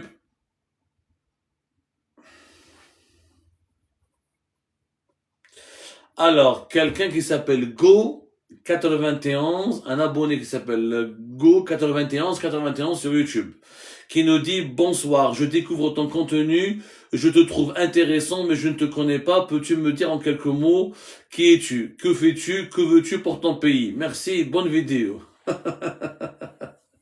Bah, c'est très simple. Il faut aller juste sur à propos. Vous allez nous connaître. Nous sommes je suis journaliste. Je dirige un média qui s'appelle l'Algérie Part. On fait du journalisme indépendant. Ce qu'on veut, c'est d'informer notre opinion publique et notre population de la manière la plus correcte, la plus professionnelle, en fournissant une information fiable, une information correcte, une information indépendante qui permettra à nos compatriotes de se forger leurs propres opinions. Qu'est-ce qu'on veut? On veut le développement, la démocratie et les droits de l'homme qui soient respectés dans notre pays, parce qu'on pense que si ces trois conditions sont réunies en Algérie, l'Algérie pourrait décoller économiquement. Allez, qu'est-ce qui se passe aussi sur TikTok? Est-ce qu'il y a d'autres questions sur TikTok intéressantes? Une longue soirée, franchement. J'adore le qalbellouz. Est-ce que vous aimez le qalbellouz comme moi? Dommage que j'en ai pas ce soir. Je ressens un manque de qalbellouz. Alors, s'il y a des gens avec nous qui nous regardent, qui mangent du qalbellouz, prière de nous accorder ou de nous adresser une pensée, s'il vous plaît. Corsaire sur TikTok qui nous dit on devrait être à moins de 80 millions d'Algériens pour... Attendez. Attends, je vais répondre à Corsaire tout à l'heure. Milano, si demain un nouveau président te nomme ministre, est-ce que tu y vas? Ben oui, Milano, s'il y a un président sincère, honnête, si un président, il est sincère, il est honnête, s'il a une politique qui correspond à mes valeurs, et qui correspond à mon éthique et à ma vision de l'avenir de l'Algérie, et à ma vision de ce que je souhaite pour l'avenir de l'Algérie, et s'il me donne une carte blanche, s'il me donne une véritable marge de manœuvre pour travailler, pour exécuter les solutions que j'ai envie de proposer à mon pays. Oui, j'irai. Bien sûr, j'irai. Oui, j'aimerais bien assumer une responsabilité pour montrer l'exemple et pour dire, parce que notre travail à nous, on va pas se contenter que de constater les problèmes. Constater les problèmes en permanence, tout le monde le fait. Se plaindre, tout le monde le fait. Nous voulons être une force de proposition. À un moment donné, n'importe qui peut vous dire j'ai un problème. Mais pour être utile à son pays, à sa communauté, à sa population, à sa société, il faut proposer des solutions. Il faut proposer des solutions. Et pour pouvoir proposer des solutions, il faut accéder à des centres de décision. Oui, s'il y a un président sérieux, honnête, et qui pour moi il est progressiste, qui est démocrate. Moi, encore une fois, je vous ai expliqué mes valeurs. C'est les 3D. Démocratie, politique de développement, respect des droits de l'homme. Si ces trois notions sont réunies, moi je fonce. Aucun problème. Je voulais répondre tout à l'heure à Corsaire sur TikTok qui m'a dit on devrait être au moins 80 millions d'Algériens pour faire au défi futur. Je suis Corsaire, je suis pas d'accord, hein. On n'a pas besoin d'atteindre les 80 millions d'habitants. Déjà, à presque 50 millions d'habitants, on a pas mal de défis à relever. Déjà, on a énormément de défis à relever à 50 millions d'habitants. Un chômage très élevé, nous avons encore des villes déglinguées, on manque de transport en commun, on a une production nationale qui est faible. Pour atteindre 80 millions d'habitants, déjà à moins 50 millions d'habitants, on a des pénuries, on a des problèmes de réserve de change, on a une monnaie qui est instable, on n'est pas encore un pays émergent, on n'est pas encore un pays prospère. Ça sert à rien d'être à 80. En fait, la taille du marché domestique, elle est importante. Quand ce marché domestique, il connaît une certaine dynamique économique, il sert à booster une dynamique économique. Quand vous avez de la croissance et des emplois et une stabilité économique, c'est bien d'avoir un grand marché de 70 millions, de 80 millions. Ça crée de la richesse. Mais quand vous avez que de la misère et de la détresse, ça sert à rien. Halimi Rachid, si on choisit demain d'ouvrir des bureaux de change, est-ce qu'on a assez de réserves de change? Alors ça c'est très très bonne question parce que ça les partisans de la non convertibilité de l'euro, c'est pas possible. On va pas tous acheter de l'euro. Pour acheter tous de l'euro, on est 40 millions d'habitants et quelques. Ça veut dire que nous allons tous quitter l'Algérie ou nous allons tous fuir le pays. C'est pas vrai. D'abord, tout le monde ne veut pas acheter des euros. C'est pas vrai. Les personnes qui veulent acheter des euros, on peut dire, ils sont on a à peu près une évaluation bien précise. C'est 5 millions d'Algériens par an qui achètent régulièrement l'euro. Les personnes qui partent à l'étranger, qui voyagent, les entrepreneurs, les personnes membres de la classe aisée, ceux qui font les commerçants, les activités libérales, etc. Les Algériens qui habitent à l'étranger, qui rentrent et qui reviennent, les fonctionnaires de l'État qui ont des missions à l'étranger, enfin, des gens qui ont une certaine aisance, qui ont un certain niveau de vie et qui ont une connexion à l'étranger. C'est 5 millions de personnes, pas plus. Nous sommes un pays de presque 50 millions de personnes. On va pas tous acheter des devises d'un coup. Et même, imaginons, ok, tout le monde va acheter des devises demain. Il va se passer quoi? Il n'y a pas assez de devises. La valeur de l'euro va booster. L'euro va aller à 2000. Au lieu de 1 euro 280 dinars, il va être 1 euro 2800 dinars. Qu'est-ce qui va se passer? Il sera tellement cher que les Algériens ne vont pas l'acheter. Et la monnaie va perdre de sa valeur. C'est vrai, on va avoir une grosse dévaluation. Cette grosse dévaluation, elle a des effets positifs. C'est quoi les effets positifs de la dévaluation? C'est que tu peux lancer une industrie pour exporter. Ton produit devient pas cher. Tu es compétitif sur le marché mondial. Tu peux tuer les Marocains et les Tunisiens. L'huile d'olive algérienne sera tellement pas chère qu'on peut exporter facilement par rapport à l'huile d'olive tunisienne. Exemple. Le phosphate algérien, il peut être tellement pas cher qu'on peut concurrencer le phosphate marocain avec une monnaie très faible. Et cette dévaluation, elle va cesser à un moment donné. Les Algériens, ils vivent aussi en Algérie. Pour acheter du pain, pour faire ses courses, il peut pas utiliser l'euro. Donc le mythe que tout le monde veut acheter de l'euro ou du dollar pour se débarrasser du dinar, c'est pas vrai. C'est pas vrai. À un moment donné, il va avoir un rush. Comme il n'y a pas assez de réserves, ça va se stabiliser.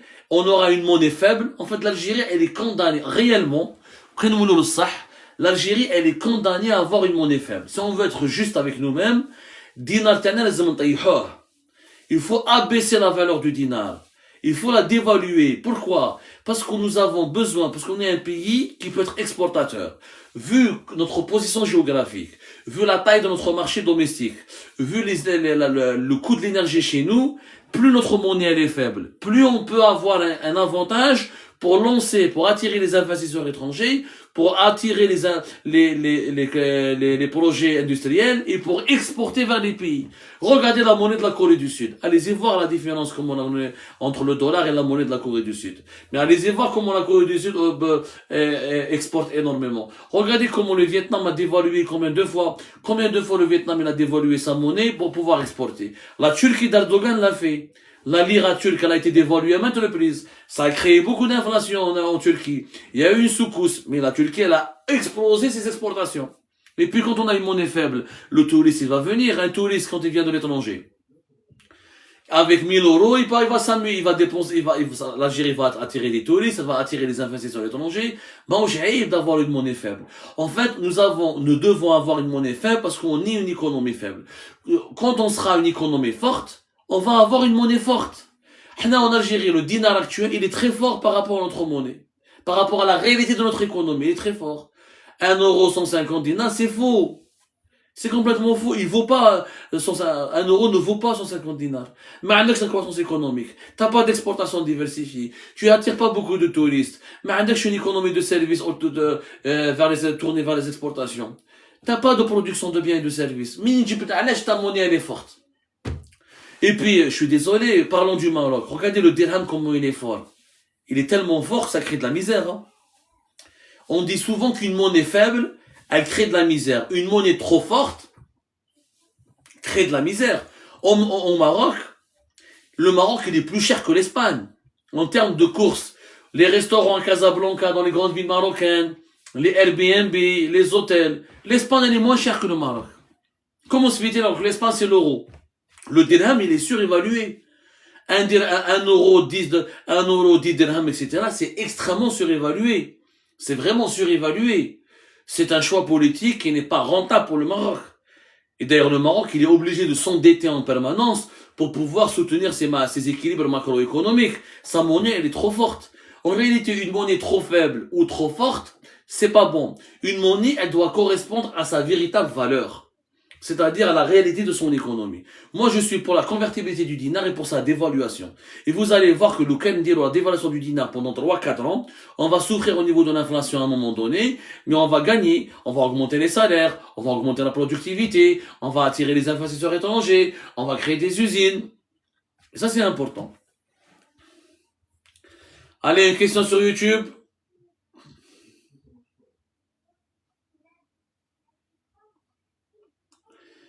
Allez. Allez, l'équipe de YouTube, vous êtes fatigué un peu ce soir. Est-ce que vous pouvez nous envoyer des questions pour continuer à débattre?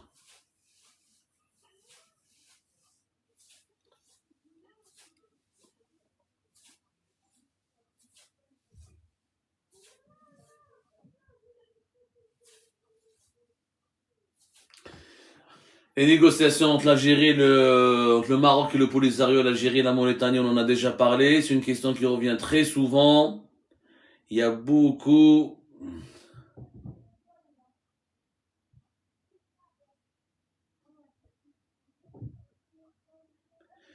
Marhaba bekom.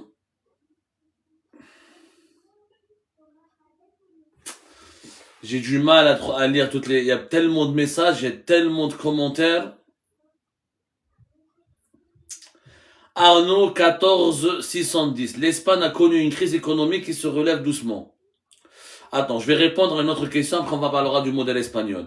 Juste en bas, nous avons NR Jonraf 59-53 qui nous dit tu es un opposant politique, au lieu de prendre l'exemple sur le Maroc, tu le Fabizidi, je n'ai pas compris, franchement. Je n'ai pas compris ta question. Je prends exemple sur le Maroc, quand le Maroc fait des belles choses. Quand le Maroc fait de mauvaises choses, il faut les dire. C'est tout. Donc je n'ai pas compris très bien la question. Avant de parler de l'Espagne, peut-être on devrait prendre une autre question. Alors, Doc Famille 815, laisse le Maroc un peu tranquille s'il te plaît. Je sais pas, en parlant du Maroc, est-ce que j'ai empêché les Marocains et les Marocains de dormir? Ya Latif, Ya Latif. Yakoto. Selon des études, on aurait un PIB de 400 milliards de dollars en incluant l'informel. Hadi Malabi, j'aimerais bien que vous me montriez ces études, de quoi, elles sont où ces études? Ah non, mais je tombe chez les études. Je dis la vérité, j'ai pas vu. Ce que je sais, c'est que Abdelmajid Tebboune veut à tout prix atteindre les 400 milliards de dollars de PIB en se basant sur un calcul statistique, arithmétique qui est le rebasage. Bon. Alors, soyons directs. Il va sans dire que l'informel est une production de richesse. Le secteur informel, c'est pas parce que je ne paye pas d'impôts que je ne produis pas de richesse. C'est pas parce que je ne paye pas la TVA que je ne produis pas de richesse. L'informel est une richesse qui échappe au contrôle fiscal de l'État. C'est ça ce que c'est l'informel. C'est-à-dire ce sont des recettes fiscales qui échappent à l'État. Maintenant, est-ce que l'informel en Algérie, c'est quoi l'informel en Algérie? Est-ce que l'informel en Algérie va permettre au PIB, à la richesse annuelle, d'augmenter significativement? L'informel en Algérie, il est dominé par quoi? Par le commerce. Par le commerce. L'informel en Algérie, c'est quoi? C'est le commerce, c'est l'agriculture et un peu le BTP. Mais essentiellement le commerce. C'est el bazeta, c'est les bazars, c'est les commerces de gros, les commerces de détail, c'est tablettes, c'est les marchés.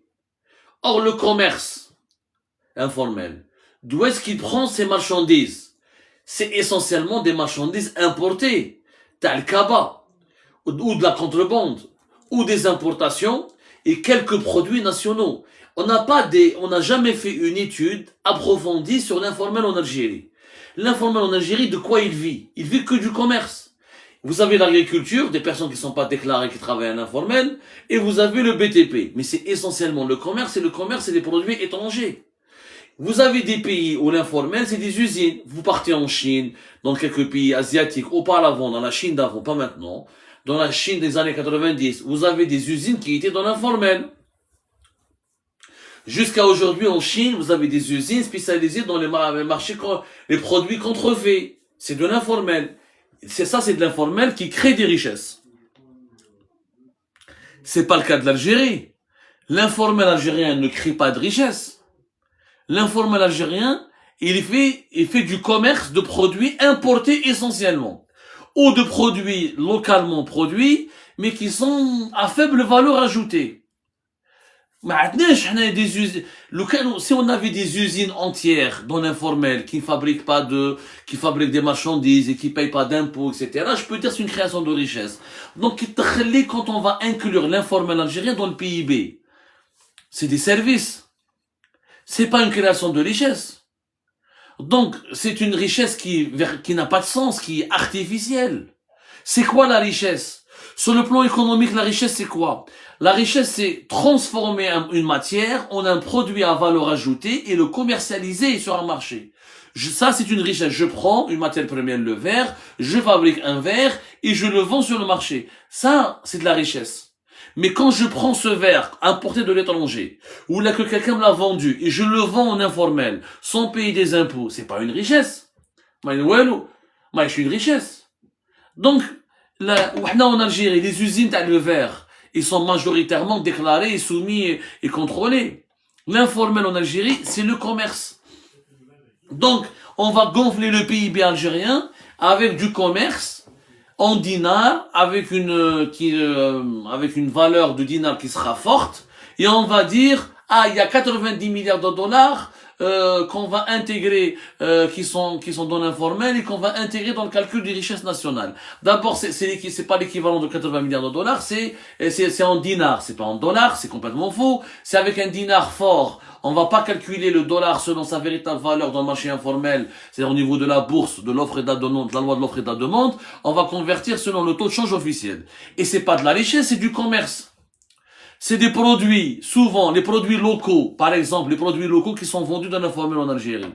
Le fabricant, il a payé déjà des impôts, les a déjà déclarés. C'est le revendeur qui ne paye pas les impôts, qui les déclare pas. Donc c'est une richesse déjà déclarée.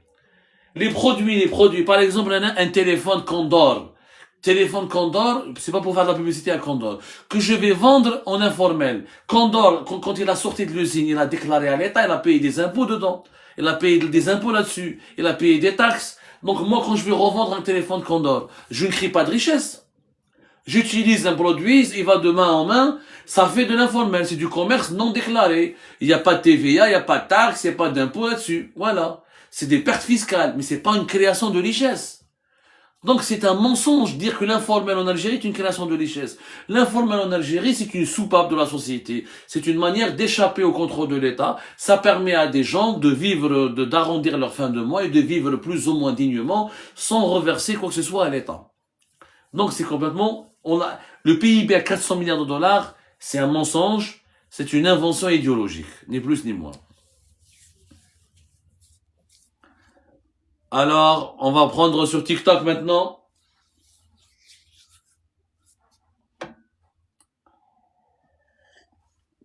Alors, Ronnie sur TikTok. Salam Abdou, que penses-tu de la relation instable entre le Maroc et l'Algérie? Ah, j'en pense que du mal, mon cher, j'en parle chaque jour.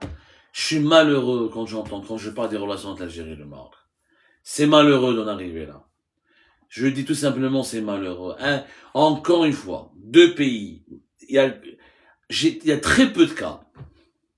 Je crois que, soyons maintenant, analysons le monde aujourd'hui. Donnez-moi deux pays aussi semblables, aussi proches, sur le plan de la langue, sur le plan de la religion, sur le plan de la composition ethnique de la population, sur le plan de la composition sociale de la population, sur le plan de l'histoire et du patrimoine, qui soient aussi proches que l'Algérie et le Maroc.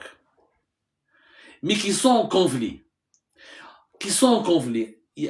Prenez la Thaïlande et le Cambodge. C'est des pays asiatiques, mais c'est deux pays différents. Ethniquement et religieusement, sont très différents. Les Algériens et les Marocains, ethniquement, spirituellement, religieusement, sont très proches. Des pays berbères, des pays arabes, des pays musulmans, et des pays de l'Afrique du Nord et des Maghrébins. Beaucoup d'histoires communes, beaucoup de géographie commune. Entre le Rwanda et le Congo-Kinshasa, il y a des conflits en ce moment. C'est des ethnies différentes, avec des spiritualités différentes, avec des religions différentes. entre l'Éthiopie et l'Érythrée. C'est des ethnies différentes aussi, la même chose. Mais là, c'est des cultures différentes. Mais l'Algérie et le Maroc, ils sont non seulement voisins, mais c'est la même histoire. Bien sûr, monarchie au Maroc, république en Algérie pour des considérations historiques, mais dans la longue et millénaire histoire du Maghreb, il y avait des royaumes communs, des États communs, des frontières communes, une population commune. Je le dis toujours, le conflit algéro-marocain, c'est le conflit le plus débile de l'histoire du monde. C'est absolument le conflit le plus débile, parce que ce sont les deux pays les plus complémentaires. L'Algérie et le Maroc, c'est les pays les plus complémentaires. Ils ont tout intérêt à s'entendre. Et en soldant leurs différends et leurs malentendus, ils peuvent devenir tous les deux des puissances importantes. Des puissances locales et régionales et internationales. Parce qu'ils ont tout pour se compléter. Le Maroc avec son agriculture, l'Algérie avec son énergie, le Maroc avec son phosphate, l'Algérie avec son gaz et son pétrole, le Maroc avec son savoir-faire industriel, l'Algérie avec son savoir-faire pétrochimique, etc. Le Maroc avec son savoir-faire touristique, l'Algérie avec son savoir-faire culturel, etc. On est complémentaires. C'est vraiment le conflit le plus débile. C'est un conflit débile. Il peut se régler rapidement. Il suffit juste que les décideurs des deux pays acceptent de le régler, acceptent de dépasser leur rancœur, et surtout, il faut que les deux pays ne se laissent pas manipuler, entraîner par des puissances étrangères. Les Émiratis par là, les Israéliens par là, les Français par là, les Chinois et les Russes par là, les Saoudiens et les Qataris par là. Tout le monde profite et surfe sur le problème algérien. Après qu'il y ait des rivalités, bien sûr. Qu'il y ait des concurrences entre nous et les Marocains, bien sûr. Et tant mieux. La concurrence, elle est saine. Regardez l'Allemagne et la France. Deux pays complètement différents. Deux langues différentes. Deux histoires différentes. Des siècles et des siècles de rivalité, de guerre, etc. Ils ont réussi à faire la paix. Ce conflit fait mal au cœur. En fait, c'est pas un conflit entre pays voisins. C'est un conflit entre frères. C'est ça ce qu'on veut pas c'est ça la vérité qu'on veut pas dire. C'est un conflit entre frères. Allez, une autre question sur YouTube. Il est 23h23 à l'équipe. On va rajouter 10 minutes. Et on va mettre fin à ces lives. 1h30. Je pense que c'est le temps d'un match de football. Ça peut être intéressant. Alors, une question sur TikTok. Oh là, je sais pas comment c'est une insulte. Je vois pas pourquoi c'est Al-Khaïr parasite de l'Afrique. Franchement, c'est une insulte. Je demande au modérateur de faire plus attention. C'est complètement malheureux. Des insultes, etc. Moi, je déplore la folie des réseaux sociaux, le déchaînement de haine, etc. Ah, j'ai vu une question intéressante. Béchir sur TikTok, comment expliques-tu le problème des déchets dans l'espace public algérien? C'est le civisme. Le civisme, ouais, Béchir. Les Algériens et les Algériens jettent des ordures à longueur de journée. Alors dans les pays développés et les pays structurés, on sort ces poubelles ou le matin ou le soir. Là, en Algérie, on les sort à chaque jour. Et en fait, les Algériens et les Algériens, ils ont une conception de la propreté qui est bizarre. Il faut être propre chez soi. Mais dehors, on peut polluer, etc., on peut salir. C'est vraiment malheureux. Les pouvoirs publics algériens ont fait des efforts, il y a eu des stratégies, etc. Et puis le problème de la gestion des déchets publics en Algérie. On a une industrie de récupération des déchets qui est encore faible. Voilà un secteur où l'Algérie pourrait gagner beaucoup de points de croissance. L'industrie de la récupération des déchets. On a essayé avec les déchets ferreux et non ferreux, ça a marché. Ensuite, le secteur a échappé au contrôle de l'État et pas mal de dérives. Mais la récupération des déchets, elle est importante. On n'a pas des centres d'enfouissement technique très modernes. On n'a pas des décharges publiques modernes, gérées avec les nouvelles technologies, on n'investit pas assez. Les déchets, ça peut être une source de richesse. Aujourd'hui, il y a des pays développés qui produisent l'électricité avec leurs déchets. Là, on peut réexporter des matières premières comme le plastique, le fer, le cuivre, etc. depuis nos déchets. les pneus, il y a énormément il y a tout un écosystème industriel qu'on peut développer autour de ce secteur qui a été malheureusement négligé. À un moment donné en Algérie, il y avait des récupérateurs de plastique qui ont recruté, qui ont créé beaucoup d'emplois, dont certains étaient même dans l'informel, dans des petits ateliers, etc. Ils faisaient récupérer le PEC, le plastique, ils le revendaient, etc. Mais voilà, ça c'est des petits ateliers, on aurait pu créer une véritable industrie très développée avec ça. Et malheureusement, l'Algérie elle a raté le coche. Alors sur YouTube, Sophie Holt 33102. Sur la politique extérieure algérienne, est-ce que la Turquie influence l'Algérie? Oui, absolument. Avec Tebboune, il y a une grande influence turque. La Turquie elle a joué un rôle important dans la dégradation des relations entre l'Algérie et la France. La Turquie elle a beaucoup entraîné Abdelmajid Tebboune dans le bras de fer avec la France. La Turquie, elle a beaucoup influencé l'Algérie dans la question d'agissant du dossier syrien. La Turquie essaye d'influence beaucoup l'Algérie dans le dossier de la crise libyenne. Il y a une influence, absolument, il y a une influence, et malheureusement, Abdelmajid Tebboune est souvent prisonnier de certains jeux d'intérêt turcs. On voit comment les Turcs essaient de se rapprocher du maréchal Haftar, pendant que l'Algérie continue à pratiquer une politique hostile, agressive et très brutale contre le maréchal Haftar.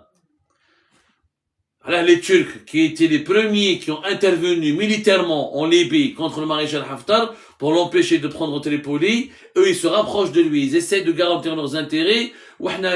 Après nous avoir mis de la pression les Turcs pour qu'on soit à leur côté pour soutenir le gouvernement de Tripoli, eux ils n'ont pas raté la première occasion pour aller faire des deals avec le maréchal Haftar. Les Turcs sont malins. Ils sont manipulateurs. Ils ne privilégient que leurs intérêts. Ils ne pensent qu'à leurs intérêts. Et ils ont complètement raison. Vous connaissez bien cette citation de Winston Churchill. Je crois elle a été en tout cas imputée à Winston Churchill.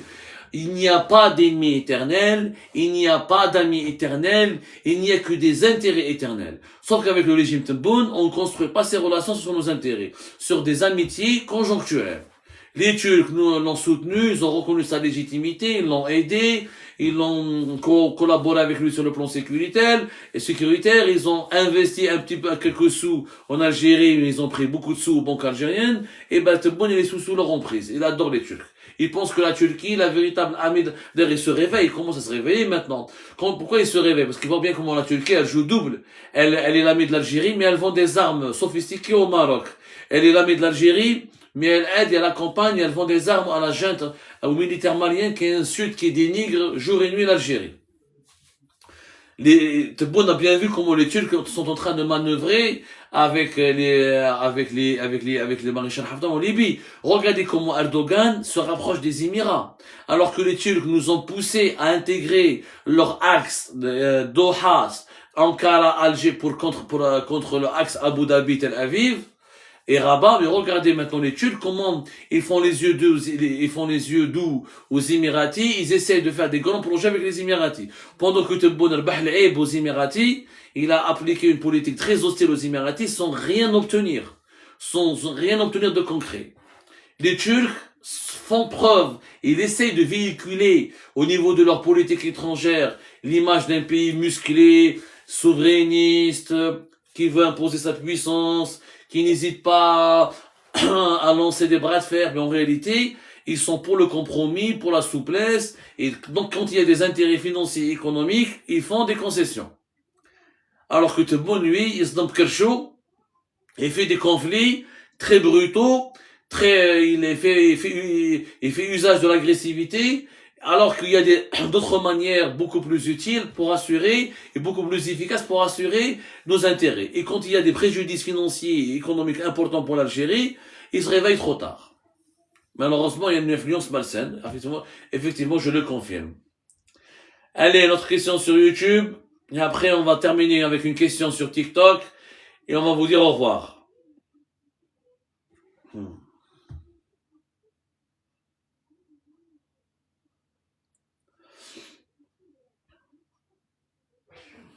Yakoto, Yakoto, si les banques recevaient tout l'informel, ça serait un gros changement pour cela. Il faut mettre en place une monnaie numérique. Je suis tout à fait d'accord avec toi, Yakoto. Merci, Yakoto. Mais vraiment, merci pour ta lucidité. En Algérie, il faut éliminer l'informel. On élimine l'informel. Mais comment? Comment? Pourquoi les gens sont dans l'informel? Parce que les salaires et les revenus dans le secteur formel sont faibles. Et qu'en Algérie, tout le monde paye un impôt à la source. C'est le fameux ERG qui prend une partie de ton salaire. Peut-être pas une importante partie, mais une partie.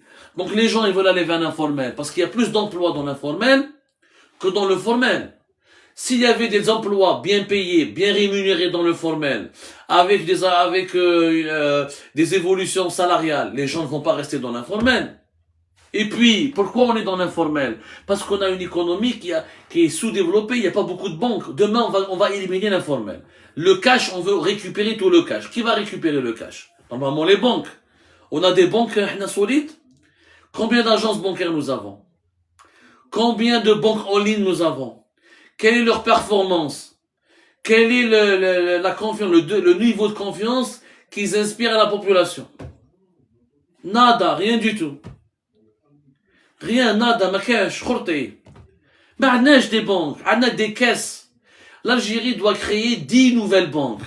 Attirer des banques étrangères, créer des banques en ligne, numériser, créer une monnaie numérique, je suis d'accord avec Yakoto. Si on a lancé le paiement mobile, comme dans les pays de l'Afrique de l'Ouest, de l'Afrique de l'Est, on va réduire l'informel. Laissez les Algériens et Algériens payer avec leur crédit téléphonique, leurs courses, leurs factures, etc. Vous allez voir comment on va récupérer beaucoup d'argent. Par exemple. Il y a des solutions.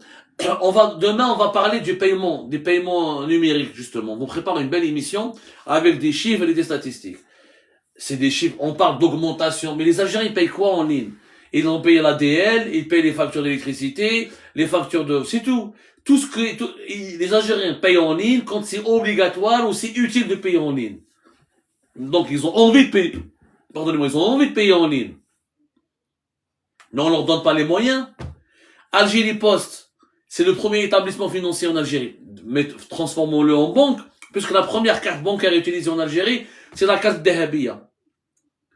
Qui fait un établissement qui n'est pas bancaire, il émet la carte de paiement la plus utilisée dans un pays. C'est anormal que Algérie Post devienne une banque avec la possibilité de faire des crédits, donner des crédits et de proposer des services financiers. Et vous allez voir que ça va marcher. Si on réforme nos banques, et si on crée un dinar numérique, et si on lance le paiement mobile, et on généralise le paiement en ligne, déjà on va énormément affaiblir l'informel. Allez, une dernière question pour TikTok. Et je m'attelle, et on termine là-dessus.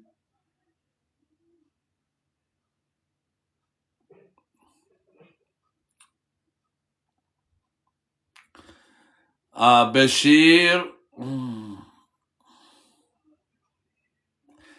Alors, Bachir. On termine par ça, Bachir. Quel est le chef d'inculpation retenu contre le jeune Kabyle qui a porté le maillot du Maroc? Atteinte à l'unité nationale. Ouais. Ah, c'est de porter le maillot d'une équipe de football, c'est une atteinte à l'unité nationale. Comment l'unité de l'Algérie peut être affaiblie, ou elle peut être menacée, ou elle peut être compromise quand un jeune de 22 ans va porter le maillot de l'équipe nationale. Moi, je suis parti une fois au Maroc, et à Casablanca, il y a de cela quelques années, il y avait un jeune dans un parking qui portait le maillot du Mouloudia d'Alger. Est-ce qu'il a menacé pour autant l'intégrité territoriale du Maroc? Bien sûr que non. C'est du n'importe quoi. C'est du n'importe quoi. Nous avons encore une fois des juges en Algérie qui sont des esprits malveillants, des idiots, inutiles, tout simplement des esprits, des gens avec une cruauté ou dotés d'une cruauté sans pareil. Leur seul objectif, c'est de s'emparer des sujets qui suscitent le buzz ou qui